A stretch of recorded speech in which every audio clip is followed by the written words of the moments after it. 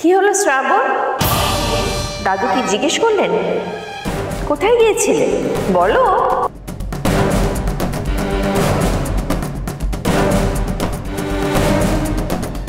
চুপ করে আছো কেন? দাদু কি জিজ্ঞেস করলেন তোমাকে? তুমি কোথায় গিয়েছিলে?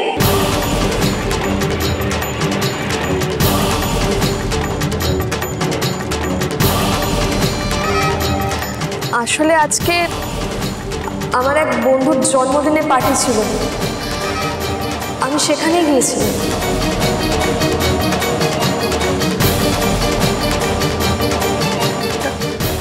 ওয়ান্ডারফুল শ্রাবণ, জাস্ট ওয়ান্ডারফুল।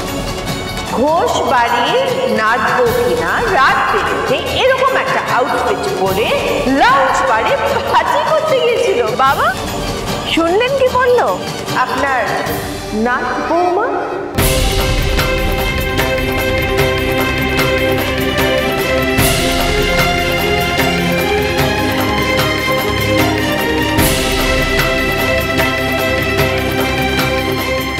আপনার মান সম্মান সব ইনট্যাক্ট আছে তো বাবা?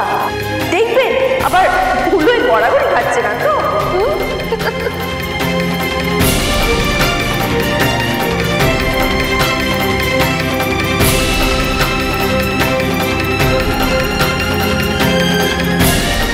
মাই ডিয়ার ওম বেটা, শ্রাবণ একটা লাউঞ্জ বাড়ি গিয়ে কি কি করে থাকতে পারে সেটা তো তুমি ভালো করেই জানো, তাই না?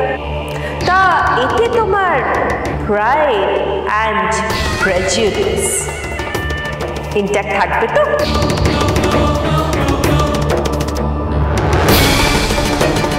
না, what I mean to say is যে তোমার ইনভেস্টররা তারা তোমার স্ক্যান্ডাল লাউঞ্জ বারে ইনভেস্ট করবে তো? আফটার অল ও তো এখন শুধু শ্রাবণ নয়, ও এখন ঘোষ বাড়ির মিসেস শ্রাবণ ঘোষ, যার কথায় গানে কুকিংয়ে মুগ্ধ হয়ে তোমার স্ক্যান্ডাল লাউঞ্জ বারে টাকা ইনভেস্ট করছে। তারা তোমার সাথে থাকবে তো বেটা, যদি তারা শ্রাবণের এই রূপটা দেখে?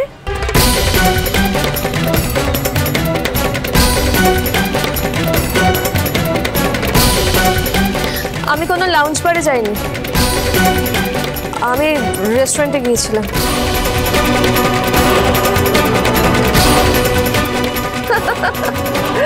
তাই নাকি? ইউ সিলি গার্ল, এই পোশাকে তুমি রেস্টুরেন্টে গিয়েছিলে? হ্যাঁ, আসলে আমার একটা বন্ধু খুব জোর করছিল, তাই আর কি। Really Shrabon?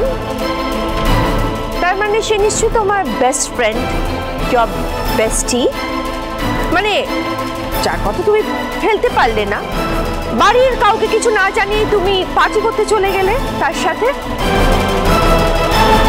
Shrabon my darling, এই সত্যিটুকু জানিয়ে যেতে খুব অসুবিধা ছিল। অ্যাটলিস্ট দাদুকে তো জানিয়ে যেতেই পারতে।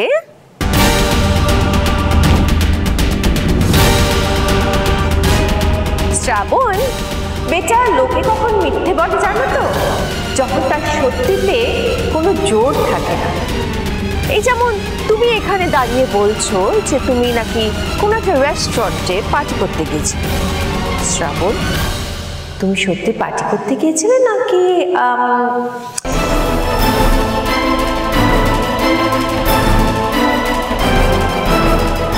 দেখো, কিছু মনে করো না শ্রাবণ বেটা, ঘোষ বাড়ির বউয়ের না একটা মান সম্মান আছে তো, এরকম একটা পোশাকে সে বাইরে যেতে পারে না।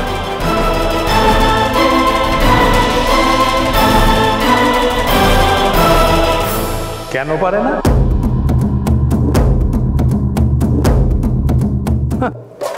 সবাই যেন বাড়ির মান সম্মানের কথা মাথায় রেখে এই পোশাক পরছে।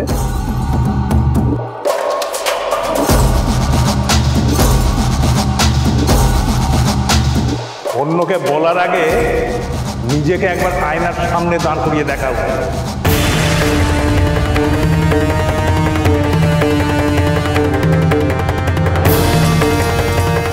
ওর বয়সই বা কত? হ্যাঁ, এই বয়সে নিজের পছন্দ মতন পোশাকও পরতে পারবে না।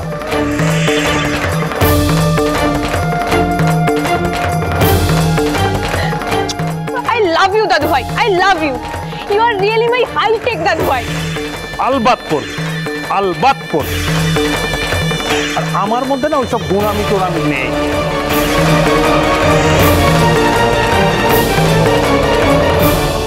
আমার নাতবো আজকালকার মেয়ে, তো তার পছন্দ, পোশাকের পছন্দ অপছন্দ সেটা তো আজকের সময় মিলিয়েই হবে।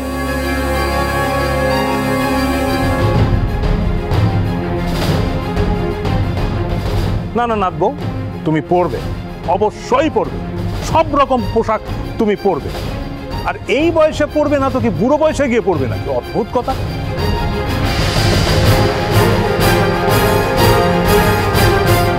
আর হ্যাঁ, বন্ধু বান্ধবদের সঙ্গে তুমি হই হুল্লোড় করবে, আড্ডা দেবে, গল্প করবে, করবে।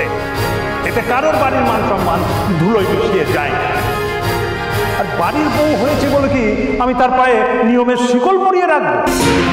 আমি ওই রকম মানুষ নই।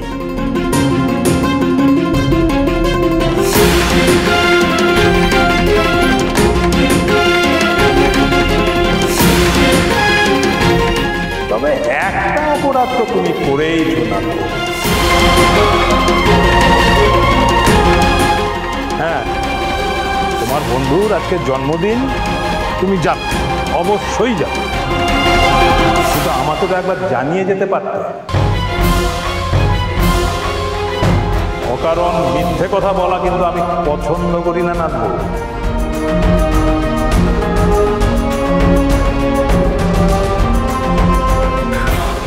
সরি দাদু, আসলে আমি ভেবেছিলাম কি তুমি রাগ করব, তোমাকে বাধা দেব? হ্যাঁ, আরে মা না, আমি তো আমি নিজেই সময়ের সঙ্গে নিজেকে এগিয়ে নিয়ে যাবার চেষ্টা করে যাচ্ছি, তাই না? আমার এই ধুতি আর পাকা চুল দেখে ভেবো না যে আমি তোমাদের মন বুঝি না। বুঝি রে মা, বুঝি। কম বয়সী শখ আহ্লাদ কি আর বুড়ো বয়সে মেটানো যায়? যায় না। তুমি নিশ্চয়ই বাইরে বেরোবে, বেরিয়ে 5 জনের সঙ্গে মিশবে, কথা বলবে, তবেই না তুমি কিছু শিখবে, জীবনটাকে চিনতে পারবে।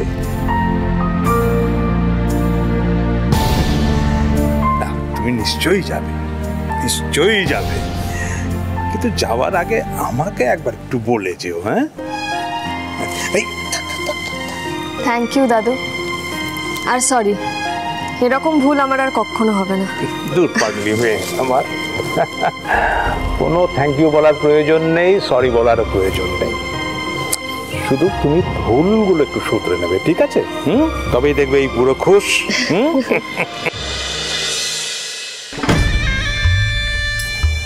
ডিসকাস্টিং, বুড়ো বয়সে আধিক্যতা দেখানো হচ্ছে। ওহো, আরে দেখো, এই গিফটগুলো তো প্যাক করতে হবে তোমাকে। হ্যাঁ, আর শোনো, সার্টিফিকেটে কিন্তু তোমার সাইন লাগবে, ঠিক আছে? হ্যাঁ, তুমি রেডি হয়ে নাও। আমি এক্ষুনি ফ্রেশ হয়ে আসছি। এসো এসো এসো।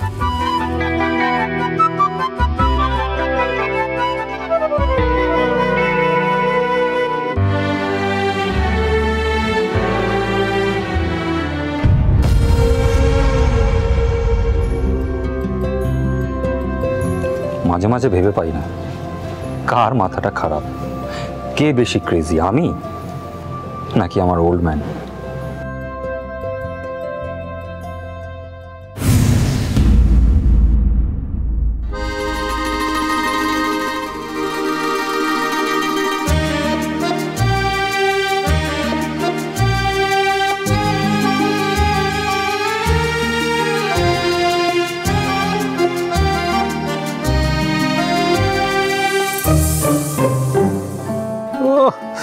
বাড়িটা একেবারে কিরকম ঘুম ঘুম করছে বল। হ্যাঁ, মিন বৌমা এসে গেছে।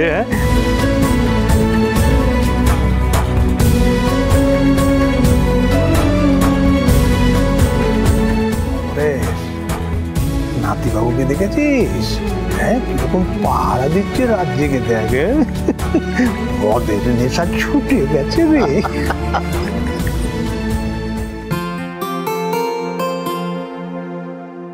শানায়া, তুমি কি করছো মাটিতে বসে বেবি? তোমাকে কতবার বলেছি যে মাটিতে বসবে না, it's so unhygienic and it also looks very cheap.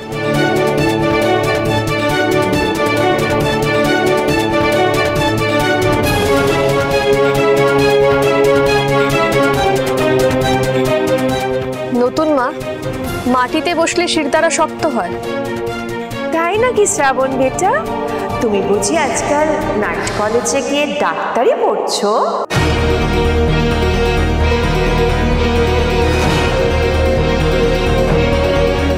এইসব জানার জন্য ডাক্তারি পড়তে হয়। হ্যাঁ, বাহ ওনার বউ, সব প্যাকিং হয়ে গেছে তো?